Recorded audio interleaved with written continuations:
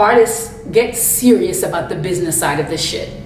Because the business side is what's gonna actually get you paid what you deserved for the creation of your original content.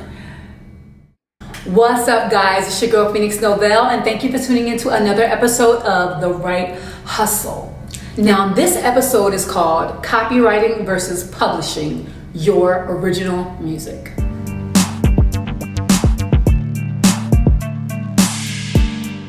So I think it was copywriting that I learned first and understood that these things are two different entities. Now, some people don't even bother with it. I'm not of that mind, okay? I copyright and I publish just because I share so much of my original content and I don't want there to be an issue later down the line.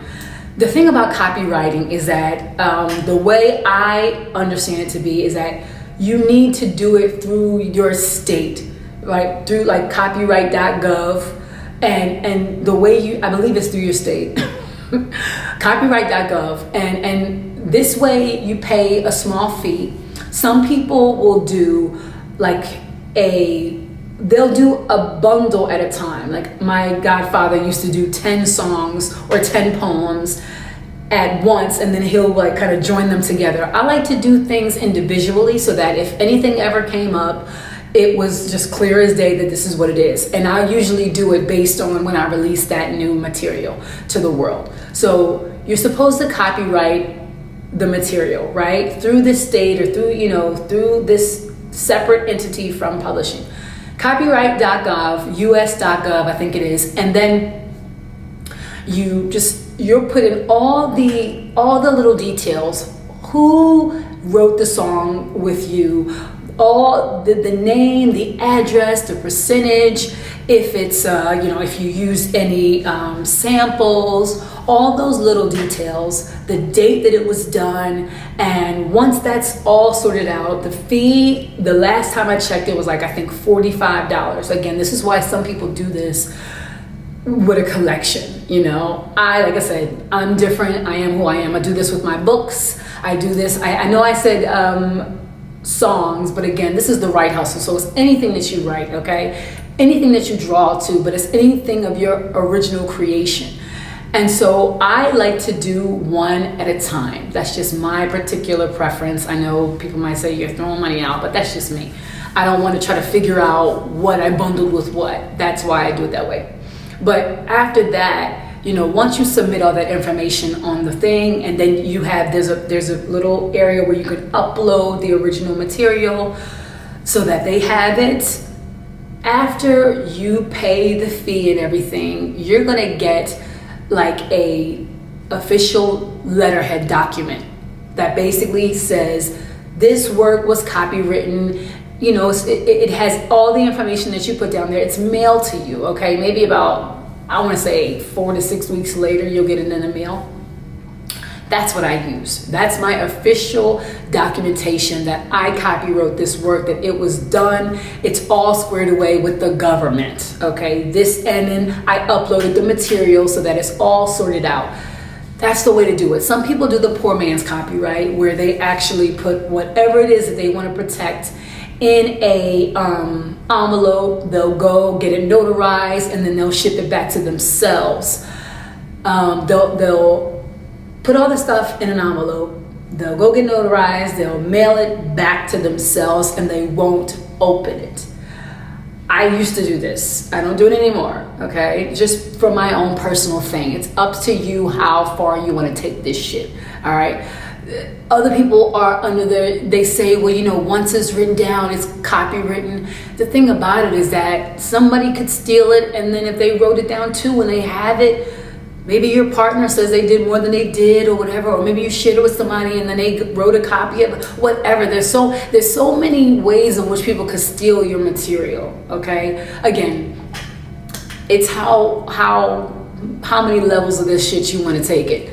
But when it comes to artists that I interview, when it comes to people who I write with, I always express the importance of protecting your work. Don't trust me blindly. Don't trust anybody else blindly with your material, because it is your material. And I don't think that you want to be in a situation where you kind of like have to defend your creations because you did not do this important step. It's important to do, guys. Okay, so that's the copyright world. The copyright world is more so for the government. Okay, it's more so to establish, to get a form in the mail to establish that this is yours, all the little details mailed to you, the date it was done, blah blah blah. Okay, the difference with publishing is that the way that I do it, the way that I understand it, how I publish my songs is I go through a performance rights organization. Now you have the ones that I know of here in the States is BMI, then you have, what are the other, ASCAP, and then you have SESAC. And ASCAP and BMI, I would say, are the biggest ones, kind of like going head to head, that a lot of major artists are signed to, are kind of like going through.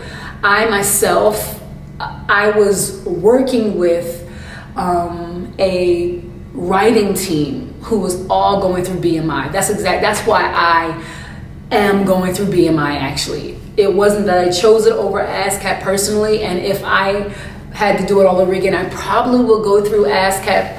Why? Because I think it's cheaper to be with ASCAP, and it's a lot, from what I'm seeing, for what I've seen, it's a lot more going on over there in terms of art, collaborations, and a lot of people that I write with are with ASCAP. So I don't know in terms of like all the logistics about which one is better when it comes to artist relations, or when it comes to the business side of things, or when it comes to collecting royalties. I don't know. I haven't done that much research, and I have not had any of my music on a grand scale level like that to really be able to compare. But the thing is that you cannot be a writer on one and a publisher on another. Like, you can't split like that, I don't think.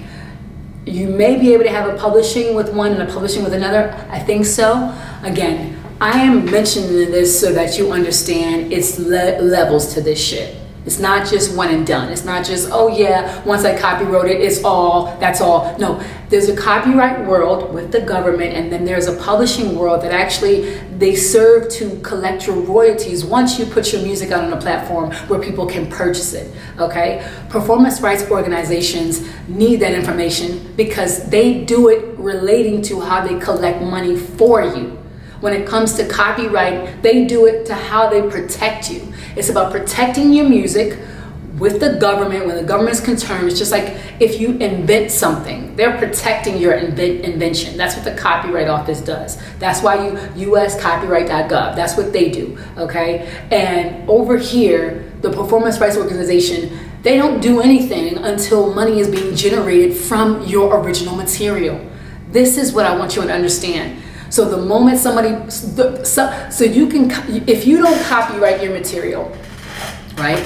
And then somebody, maybe they demo your song for you, or they get their hands on it or whatever, and they create a publishing, and they put it under their publishing organization, and they release it or whatever, they are collecting royalties on behalf of your original material. And if you don't have that copyright information that proves that you are the owner of this song and you wrote this song, then it's just your word against theirs. And in the meantime, they're collecting royalties from your original music. If they happen to get it placed with an artist, or if they happen to get it placed on a commercial or in a movie or a sync licensing or something like that. So that's what the Performance Rights Organization is for.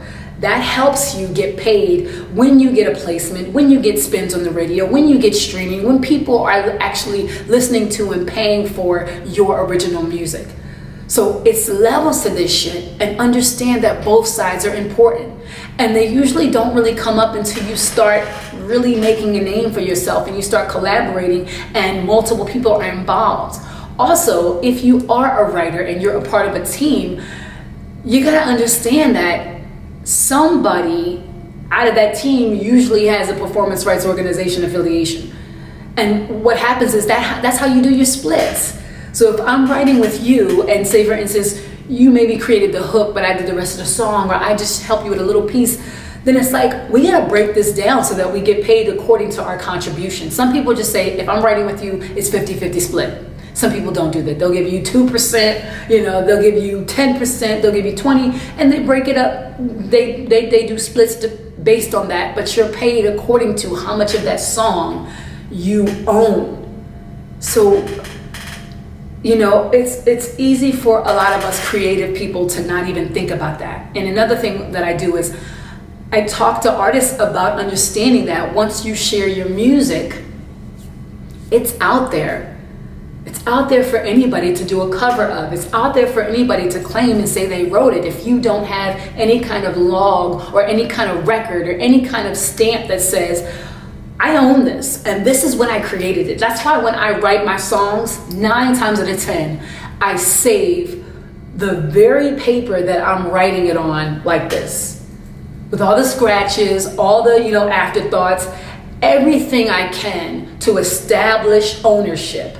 Because once you've already written a damn thing and it looks pristine and you typed out the lyrics and everything, it's harder for you to prove that this actually came from your brain unless you are documenting the whole writing process. Artists, get serious about the business side of this shit, because the business side is what's going to actually get you paid what you deserved for the creation of your original content. Or you leave yourself exposed to somebody else seeing that they can make an easy profit off of you because you don't take the business side seriously. So again, that's the difference between the copywriting process and the publishing process. Again, the copyright establishes the creation of this thing. It establishes it legally with the government, okay? The publishing side gets you paid for your creation according to what you did. So if we did this together, then on the copyright side, you want to have that established as well. I can't copyright this if I did this. I can't copyright this as 100% owner if I did this 50-50 with somebody. So on both of these platforms, we both have to be established if it's 50-50. Otherwise, what happens is, say for instance, we did a 50-50 on the copyright thing because it's just simple as that. Hey, I need your address, I need this, I need that. But when it comes to getting paid, if I'm the only one out of the group who has an established performing rights organization situation set up, where I have a publishing situation with one of those 3 companies I told you about earlier, ASCAP, BMI, or CSAC, and I'm also established as a writer, then I am the only one who's in a position to collect writer's share and publishing share, because they're broken down in 2 parts. Publishing, the person who established the publishing of this, who published this, and the writers, okay? I don't know how well I'm explaining this because I'm still myself trying to understand the whole division of the publishing and the writer thing, but I know that you need to have both established because they're divided like that. Maybe there's only one publisher for this song that has 5 writers. Maybe there's 5 publishers for this song that has 5 writers. But whatever the case is, the publisher gets the whole publishing share if there's only one publisher. The writers get their writer's share according to how the song has been divided as writers. So understand the business side is dire to you getting paid what you are worth when it comes to your creative contributions. Once they hit the mass audience out there, once people have access to them, once they can buy them, they start generating royalties. Don't just put your song on TuneCore and then have it available on all these streaming platforms and then just expect for them to funnel it in. Because somebody's getting paid and you want to understand how the breakdown is getting made. All right, guys? All right. Hopefully this helped you. Hopefully this just kind of piqued your interest enough to go do some research if you didn't get it all here.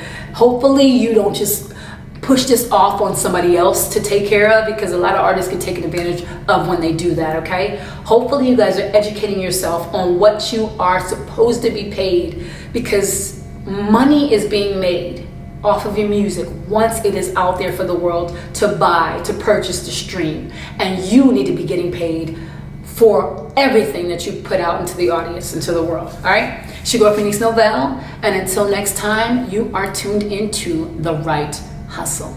Peace.